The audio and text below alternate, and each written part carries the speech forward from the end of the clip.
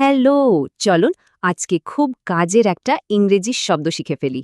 ভাবুন তো, কোনো কিছু দেখতে বা শুনতে খুব বিশ্রী বা বেখাপ্পা লাগছে, ওটাকে ইংরেজিতে কি বলবেন? সেই শব্দটা হলো ইনএলিগেন্ট। আসুন দেখি এর মানেটা আসলে কি। সহজ কথায় ইনএলিগেন্ট মানে এমন কিছু যা একদমই সুন্দর বা স্টাইলিশ না, মানে দেখতে রুচিশীল নয়।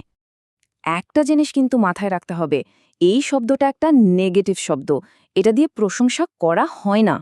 মজার ব্যাপার হলো এই একটা শব্দই কিন্তু অনেক জায়গায় ব্যবহার করা যায়। চলেন কয়েকটা উদাহরণ দেখি। এখানে দেখুন, সিইও এর আনাড়ি বা অশোভন উত্তরের কারণে কোম্পানির বড় একটা ক্ষতি হয়ে গেল। মানে পার্টির ডেকোরেশনটা ছিল খুবই অগোছালো আর রুচিহীন, একদমই ভালো লাগছিল না দেখতে। এখানে কাস্টমারের সাথে তার বাজে ব্যবহারটাকেই ইনএলিগেন্ট বলা হচ্ছে, যার ফলে তার ব্যবসায়ী নষ্ট হল। শব্দটা যাতে আর জীবনেও না ভোলেন, সেজন্য একটা ছোট্ট গল্প শোনা যাক।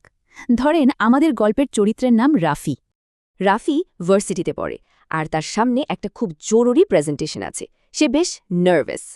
প্রেজেন্টেশন তো শেষ হলো, কিন্তু এরপরেই একজন টিচার তাকে এমন একটা কঠিন প্রশ্ন করে বসলেন।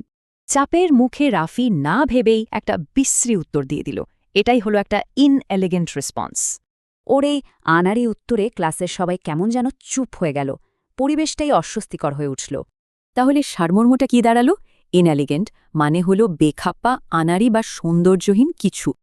এখন ভাবুন তো, সম্প্রতি এমন কোনো ইনএলিগেন্ট জিনিস কি চোখে পড়েছে? ভাবলে শব্দটা আরও ভালো মনে থাকবে।